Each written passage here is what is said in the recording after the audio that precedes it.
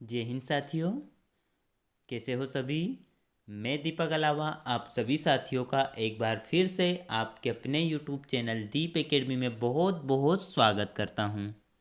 साथियों, मैं आपके सामने फिर से हाजिर हूं हिंदी के एक और महत्वपूर्ण टॉपिक के साथ, जिसका नाम है क्रिया विशेषण।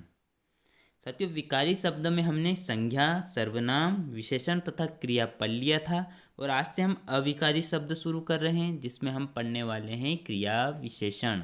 ठीक है साथियों, तो आइए शुरू करते हैं हम आज की क्लास, जिसमें हम पढ़ेंगे क्रिया विशेषण के बारे में तथा क्रिया विशेषण के भेदों के बारे में। सबसे पहले बात करते हैं हम क्रिया विशेषण। ठीक है साथियों, याद रखिएगा ये एक अविकारी शब्द है। अगर हमसे पूछ ले कोई क्रिया विशेषण कैसा शब्द है, तो हम क्या बताएंगे? क्रिया विशेषण एक अविकारी शब्द है। ठीक है साथियों, मैंने बताया था विकारी शब्द क्या होता है और अविकारी शब्द क्या होता है, ये पिछले वीडियो में हमने देख लिया था। लेकिन हम देख लेते हैं कि विकारी शब्द क्या होता है। तो एक बार फिर से आपको मैं बताना चाहूँगा कि ऐसे शब्द जिसमें काल, कारक, लिंग तथा वचन से परिवर्तन नहीं होता हो, ऐसे शब्द विकारी शब्द कहलाते हैं। तथा ऐसे शब्द जो काल, कारक, लिंग, वचन से अपरिवर्तित होते हैं, ऐसे शब्द कैसे कहलाएंगे? अविकारी शब्द कहलाएंगे। जिसमें अर्थात साथियों लिंग, वचन, कारक या काल से परिवर्तित हो जाते हैं, विकारी शब्द नहीं होते हैं, वो अविकारी शब्द। ठीक है, तो क्रिया विशेषण हमारा कैसा शब्द है? क्रिया विशेषण हमारा अविकारी शब्द है। ठीक है, परिभाषा की बात करते हैं हम साथियों इसकी।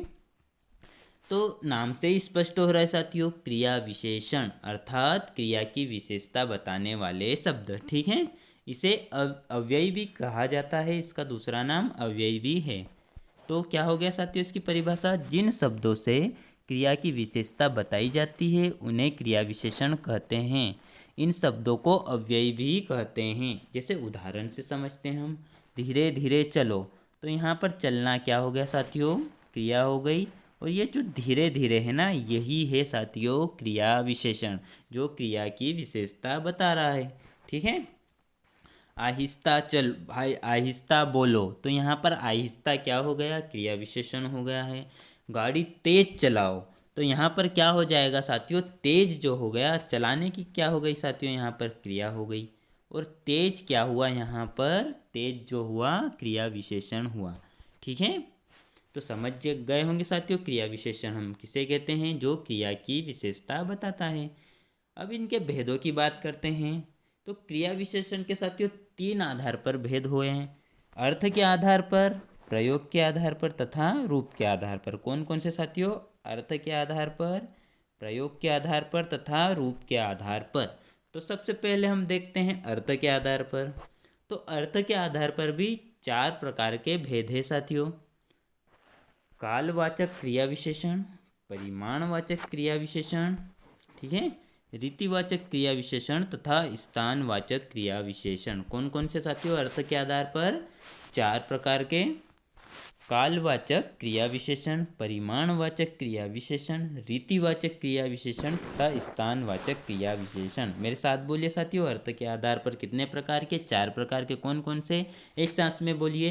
कालवाचक क्रिया विशेषण, परिमाणवाचक क्रिया विशेषण, रीतिवाचक क्रिया विशेषण तथा स्थानवाचक क्रिया विशेषण। कौन कौन से? कालवाचक, परिमाणवाचक, रीतिवाचक तथा स्थानवाचक। ठीक है, तो आइए साथियों एक एक प्रकार को अब देखते हैं हम कौन कौन से हैं। क्या होता है कालवाचक क्रिया विशेषण में? कालवाचक क्रिया विशेषण में साथियों, जैसा कि नाम से ही स्पष्ट हो रहा है, क्रिया होने के समय की सूचना जो दे रहा है। ठीक है, कालवाचक क्रिया विशेषण में क्या होता है साथियों? समय की सूचना हमें मिलती है। परिभाषा क्या हो जाएगी साथियों इसकी?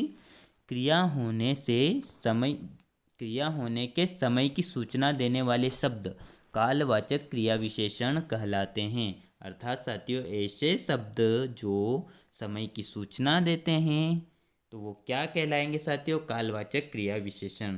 ठीक है, क्रिया होने के समय की सूचना दे रहे हैं।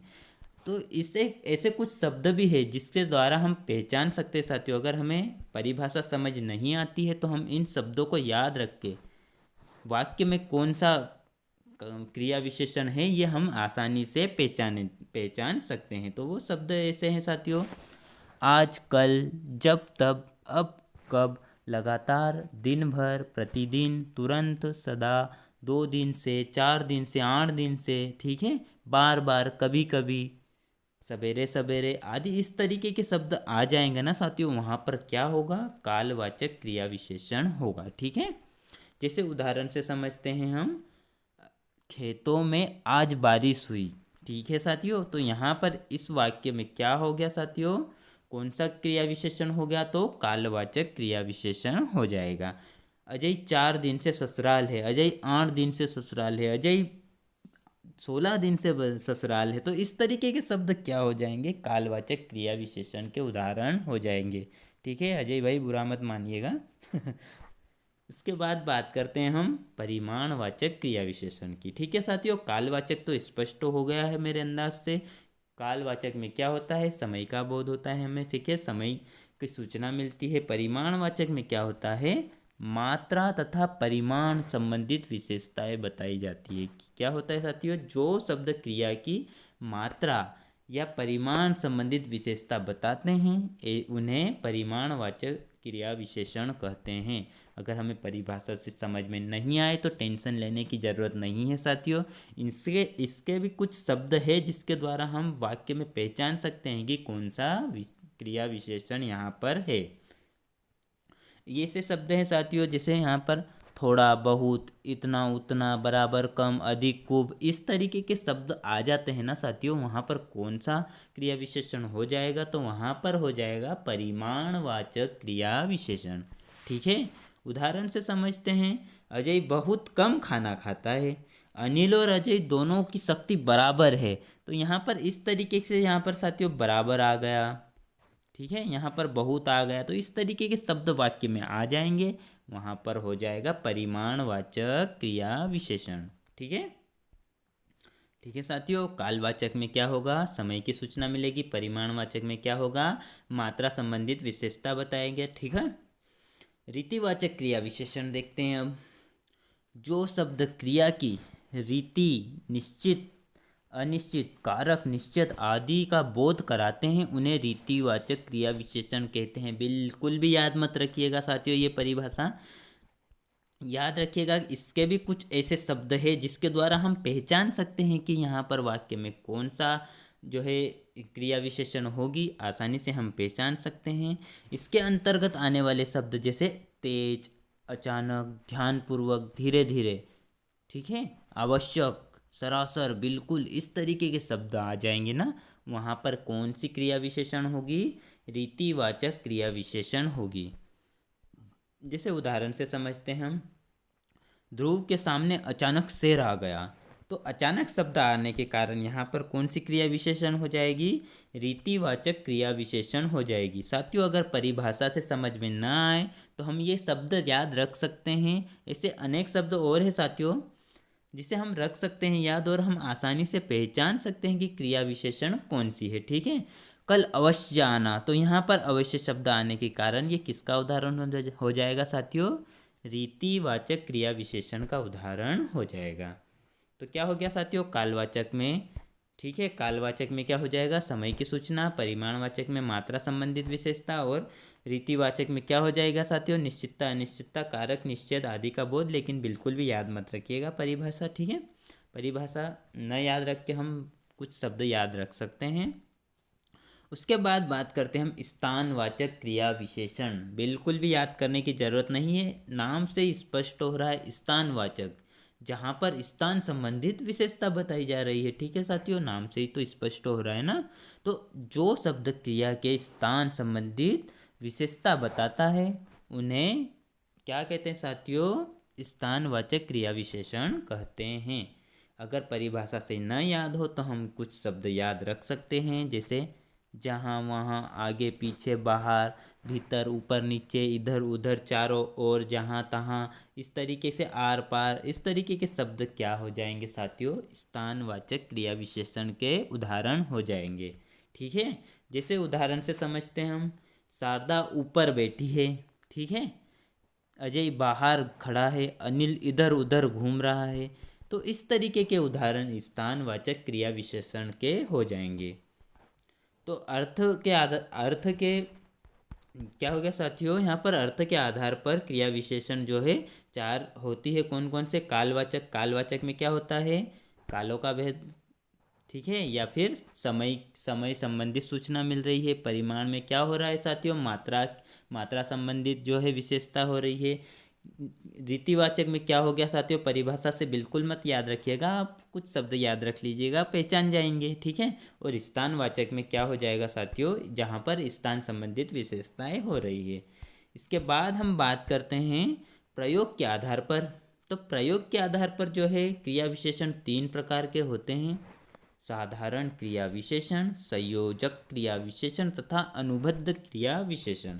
कौन कौन से साथियों? साधारण क्रिया विशेषण, संयोजक क्रिया विशेषण तथा अनुबद्ध क्रिया विशेषण, ठीक है। साधारण क्रिया विशेषण क्या होती है साथियों? जिन क्रिया विशेषणों का प्रयोग वाक्य में स्वतंत्र रूप से होता है उन्हें साधारण क्रिया विशेषण कहते हैं, ठीक है साथियों। और इसे याद भी रख सकते हैं साथियों। यहाँ पर जो है विस्मय बोधक का चिन्ह जरूर आता है। ऐसे वाक्यों में कौन सा क्रिया विशेषण होता है? साधारण क्रिया विशेषण होता है। हम पहचान के तौर पर याद रख सकते हैं, ठीक है। उदाहरण से समझते हैं। हाय, अब क्या हो सकता है, ठीक है। यहाँ पर अरे वह कहाँ चले गया, तो इस तरीके के शब्द आएंगे, इस तरीके के वाक्य जो आएंगे साथियों, वहाँ पर कौन सा क्रिया विशेषण होगा? साधारण क्रिया विशेषण होगा। क्या याद रखना है साथियों? यहाँ पर विस्मय बोधक का चिन्ह आएगा, ठीक है। उसके बाद बात करते हैं हम संयोजक क्रिया विशेषण। संयोजक क्रिया विशेषण जैसा कि नाम से ही स्पष्ट हो रहा है साथियों, संयोजक अर्थात जोड़ने वाला, ठीक है।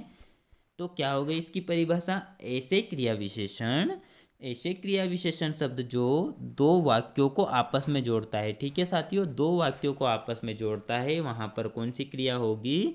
संयोजक क्रिया विशेषण होगी, ठीक है साथियों। जैसे जहाँ जहाँ यह मकान है वहाँ कभी जंगल था, तो जहाँ वहाँ आया ना साथियों, यही क्या है? संयोजक क्रिया विशेषण है। जब मेरी परीक्षा हो जाएगी तब मैं घूमने जाऊँगा, ठीक है साथियों। जब तब, जैसा मैं करूँगा वैसा मैं पाऊँगा, तो जैसा वैसा इस तरीके के शब्द आएंगे ना साथियों, वो सभी क्या आएंगे? संयोजक क्रिया विशेषण के अंतर्गत आएंगे, ठीक है। उस उसके बाद बात करते हैं हम अनुबद्ध क्रिया विशेषण। जिस क्रिया विशेषण का प्रयोग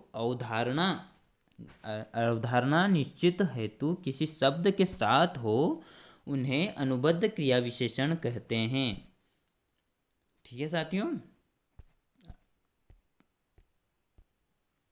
अर्थात साथियों जिस क्रिया विशेषण का जो है प्रयोग जो है निश्चितता के लिए किया जा रहा है उसे हम अनुबद्ध क्रिया विशेषण कहते हैं। जैसे उदाहरण से समझते हैं हम। उसने मुझे पूछा तक नहीं, उसने मुझे देखा तक नहीं, यह तो किसी ने धोखा ही दिया है। तो यहाँ पर परिभाषा से हम नहीं भी समझ पाए तो हमें टेंशन लेने की बिल्कुल भी ज़रूरत नहीं है। इस तरीके के वाक्य में साथियों यहाँ पर तक, तो इस तरीके के शब्द आते हैं ना, वो क्या होगा साथियों? अनुबद्ध क्रिया विशेषण के अंतर्गत आ जाएगा, ठीक है। तो अनुबद्ध क्रिया विशेषण में हमें क्या याद रखना है साथियों? तक, तो इस तरीके के शब्द आएंगे, ठीक है। वो क्या हो जाएंगे? अनुबद्ध क्रिया विशेषण के उदाहरण हो जाएंगे, ठीक है। उसके बाद बात करते हैं हम रूप के आधार पर क्रिया विशेषण। तो रूप के आधार पर भी तीन प्रकार की होती है। मूल क्रिया, यौगिक क्रिया, कारण क्रिया, ठीक है। कौन कौन सी? मूल, यौगिक, कारण क्रिया, ठीक है। मूल, यौगिक, कारण, ठीक है। तो बात करते हैं हम मूल क्रिया। मूल क्रिया क्या होती है? ऐसी क्रिया ऐसी क्रिया विशेषण जो किसी दूसरे शब्दों से मेल या योग से नहीं बनती है, स्वतंत्र रूप में होती है, वो क्या कहलाएगी साथियों? मूल क्रिया विशेषण कहलाएगी। अर्थात मूल क्रिया का अर्थ है साथियों जो किसी से मिलकर नहीं बनी है, अपने मूल स्वरूप में है, इसीलिए इसे मूल क्रिया कहते हैं। इसे भी हम कुछ ऐसे शब्द हैं जिसके द्वारा हम पहचान सकते हैं कि यहाँ पर कौन सी क्रिया विशेषण है, तो मूल क्रिया विशेषण है। वो शब्द हैं साथियों अचानक, ठीक, दूर, नहीं, पुनः, इस तरीके के शब्द आ जाएंगे, वहाँ पर मूल क्रिया विशेषण होगी, ठीक है साथियों। उदाहरण से समझते हैं हम। तुम्हारा अचानक आना अच्छा रहा, ठीक कहते हो तुम, ठीक है। और यहाँ पर याद रखिएगा साथियों, अब मैंने बता दिया यहाँ पर भी अचानक, और एक और मैंने बताया था यहाँ पर भी अचानक। रीतिवाचक क्रिया विशेषण में भी तो अचानक है। तो आपका कहना है साथियों कि यहाँ पर सर कौन सा है, यहाँ पर रीतिवाचक क्रिया विशेषण है या फिर जो है हमारा मूल क्रिया विशेषण है। तो याद रखिएगा कभी भी दो ऑप्शंस में बिल्कुल भी नहीं आएगा, ठीक है। तो हमें दोनों याद रखने हैं, लेकिन हाँ परीक्षा में हमें जो है जो दिया हुआ रहेगा दोनों में से कोई एक दिया हुआ रहेगा वही हमें टिक करना है। तो उदाहरण क्या है साथियों, तुम्हारा अचानक आना अच्छा रहा, ठीक कह रहे हो तुम, दूर रहने में ही तुम्हारी भलाई। तो इस तरीके के वाक्य में जो शब्द आएंगे साथियों वो मूल क्रिया विशेषण में आ जाएंगे, ठीक है। उसके बाद बात करते हैं हम यौगिक क्रिया विशेषण की। तो यौगिक क्रिया विशेषण में ऐसे शब्द नाम से स्पष्ट हो रहा है साथियों, यौगिक अर्थात किसी न किसी से मिलकर बना हुआ है, ठीक है। तो ऐसे क्रिया विशेषण जो किसी प्रत्यय या अन्य शब्दों के योग से बना हो वो क्या कहलाएगा, यौगिक क्रिया विशेषण कहलाएगा। इसे भी हम पहचानने के लिए कुछ शब्द हैं हमारे पास जिसके द्वारा हम इसे पहचान सकते हैं। जैसे इधर उधर, जहाँ तहाँ, घर बाहर, बाहर भीतर, यथाक्रम, जिससे, यहाँ तक, मन से, भूल से, चुपके से, झट से, वहाँ पर, इस तरीके के शब्द आ जाएंगे वो क्या होंगे, यौगिक क्रिया विशेषण के उदाहरण हो जाएंगे। उदाहरण से समझते साथियों, इधर उधर जाने की जरूरत नहीं है, शब्दों को यथाक्रम लिखो। तो इस तरीके के शब्द आ जाएंगे वो किसके उदाहरण होंगे, यौगिक क्रिया के उदाहरण होंगे, ठीक है। उसके बाद बात करते हैं हम कारण क्रिया विशेषण। तो ऐसे क्रिया विशेषण जो वाक्य में किसी विशेष कारण या उद्देश्य से प्रयुक्त होते हैं कारण क्रिया विशेषण कहलाते हैं। इसे स्थानीय क्रिया विशेषण के नाम से भी जाना जाता है, ठीक है साथियों। कारण क्रिया विशेषण को हम स्थानीय क्रिया विशेषण के नाम से भी जानते हैं। उदाहरण से समझते साथियों, तुम दौड़कर चलते हो, वह खाकर जाएगा। तो इस तरीके के शब्द आएंगे साथियों वो स्थानीय क्रिया विशेषण या कारण क्रिया विशेषण होगा, ठीक है। साथियों यहाँ पर भी जो है दो क्रिया होगी। एक क्रिया तो साथियों यहाँ पर हो रही है दौड़ने की और एक क्रिया हो रही है चलने की, ठीक है। तो तुम दौड़कर चलते हो, तुम खाकर जाओगे, तो पहली क्रिया पर भी यहाँ पर भी जोर दिया जाएगा। तो क्या होगा साथियों यहाँ पर इस स्थिति में कारण क्रिया विशेषण या स्थानीय क्रिया विशेषण के ये उदाहरण हो जाएंगे, ठीक है। तो याद रखिएगा साथियों क्या होगा, जहाँ पर कारण या उद्देश्य से प्रयुक्त हो रहे हैं, किसी विशेष कारण या विशेष उद्देश्य से प्रयुक्त होते हैं, ठीक है। ऐसे क्या हो जाएंगे साथियों, ऐसे ऐसे वाक्य जो है कारण क्रिया विशेषण इसमें उपस्थित होगी, ठीक है। उसके बाद बात करते हैं हम विशेषण या क्रिया विशेषण। विशेषण और क्रिया विशेषण में अंतर देख लेते हैं, काफ़ी कन्फ्यूज़न रहता है। तो क्या याद रखना है, विशेषण में संज्ञा या सर्वनाम की विशेषता बताता है उसे हम विशेषण कहेंगे, तथा क्रिया विशेषण किसे कहेंगे, तो जो क्रिया की विशेषता बताता है वो क्रिया विशेषण कहलाएगा, ठीक है। पढ़ लीजिएगा आप इसे। तो रिवाइज कर लेते साथियों एक बार जल्दी से, हमने क्या क्या पढ़ा आज। सबसे पहले देखा साथियों हमने क्रिया विशेषण। क्रिया विशेषण क्या है, यह एक अविकारी शब्द है। इसका दूसरा नाम क्या है, तो अव्ययी है। क्रिया विशेषण क्या होती है, क्रिया की विशेषता, जिस ऐसे शब्द जो क्रिया की विशेषता बताता है क्रिया विशेषण कहलाता है। कैसा शब्द है साथियों, अविकारी शब्द है, ठीक है। इंपॉर्टेंट पॉइंट है, याद रखिएगा। अविकारी क्या होता है, तो काल, कारक, लिंग, वचन के द्वारा परिवर्तित नहीं होने वाले शब्द अविकारी शब्द कहलाते हैं, ठीक है। क्रिया विशेषण के भेद कितने आधार पर किए गए हैं, 3 आधार पर। कौन कौन से, अर्थ के आधार पर, प्रयोग के आधार पर तथा रूप के आधार पर, ठीक है। अर्थ के आधार पर 4 प्रकार के, कौन कौन से, कालवाचक, जिसमें क्या होता है साथियों, समय संबंधित, समय का संबंध बताया जाता है, ठीक है। परिमाणवाचक में क्या होता है, मात्रा संबंधित, ठीक है। रीतिवाचक में क्या होता है साथियों, रीतिवाचक में जो है निश्चितता, अनिश्चितता कारक इस तरीके का बोध हो रहा है, ठीक है। और स्थानवाचक में जो है स्थान का बोध हो रहा है। कालवाचक में क्या होता है साथियों, समय की सूचना देता है, ठीक है। यह समय की सूचना हमें अगर परिभाषा से न याद हो तो बिल्कुल भी परिभाषा से मत याद रखना, आप ये शब्द याद रखिएगा और इनसे ही रिलेटिव आएगा साथियों एग्जाम में भी। देखिए आज कल जब तब इस तरीके के शब्द एक बार पढ़ लोगे ना तो याद रह जाएंगे, और बार बार पढ़ने से ये दिमाग में बैठ जाएंगे साथियों। आप देखते ही पहचान जाएंगे कि इसमें कौन सी क्रिया विशेषण है। ठीक है। परिमाणवाचक में जैसे इनके अंतर्गत कौन कौन से शब्द याद रखने हैं, तो थोड़ा, बहुत, इतना, उतना, बराबर, कम, अधिक, खूब, इस तरीके के शब्द क्या हो जाएंगे साथियों, परिमाणवाचक क्रिया विशेषण के उदाहरण हो जाएंगे। ठीक है।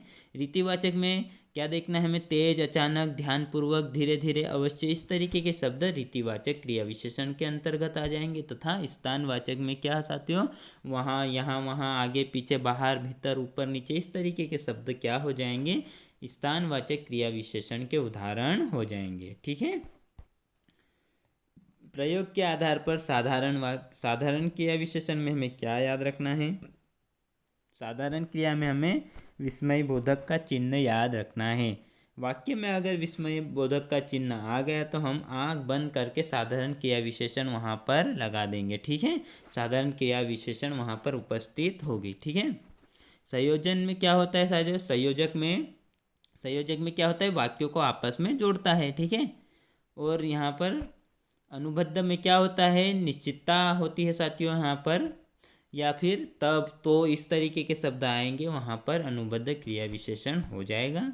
रूप के आधार पर मूल क्रिया, यौगिक क्रिया तथा कारण क्रिया। ठीक है। मूल क्रिया क्या होती है, जो दूसरे के योग से नहीं बनती है। इसके शब्द क्या होते हैं, अचानक, ठीक, दूर, नहीं, पुनः, इस तरीके के शब्द मूल क्रिया विशेषण के उदाहरण हो जाएंगे। ठीक है। और यौगिक क्रिया विशेषण में क्या हो जाएंगे, जो दूसरे के योग से बनती है। ठीक है साथियों, अन्य शब्दों के योग से बनती है। जैसे इधर उधर, यहाँ तहाँ, घर बाहर, बाहर भीतर, इस तरीके के क्या हो जाएंगे साथियों, इस तरीके के उदाहरण हमारे यौगिक क्रिया विशेषण के अंतर्गत आ जाएंगे। ठीक है। कारण क्रिया विशेषण, इसका दूसरा नाम स्थानीय क्रिया विशेषण भी है। यहाँ पर क्या होता है, विशेष कारण या विशेष उद्देश्य से प्रयुक्त होते हैं। तुम दौड़कर चलते जाओ, तुम खाकर जाओ, इस तरीके के शब्द क्या हो जाएंगे, कारण क्रिया विशेषण यहाँ पर उपस्थित होगी। ठीक है। विशेषण और क्रिया विशेषण में क्या अंतर है, विशेषण जो है संज्ञा या सर्वनाम की विशेषता बताता है, तथा क्रिया विशेषण क्रिया की विशेषता बताता है। ठीक है। बाकी ठीक है साथियों, आगे का हम देखते हैं अब अगले वीडियो में। अगर वीडियो अच्छा लग रहा हो साथियों तो वीडियो को लाइक ज़रूर करिएगा, कमेंट करके बताइएगा वीडियो कैसा रहा साथियों, और अपने दोस्तों में शेयर ज़रूर करिएगा। चैनल को सब्सक्राइब करिएगा और बेल आइकन की घंटी को प्रेस ज़रूर करिएगा साथियों।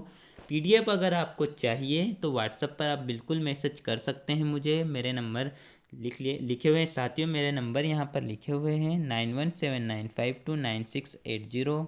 इस पर आप मैसेज करिएगा, हमारी टीम आपको तुरंत जवाब ज़रूर देगी। ठीक है। तो मिलते हैं साथियों अगले वीडियो में। जय हिंद,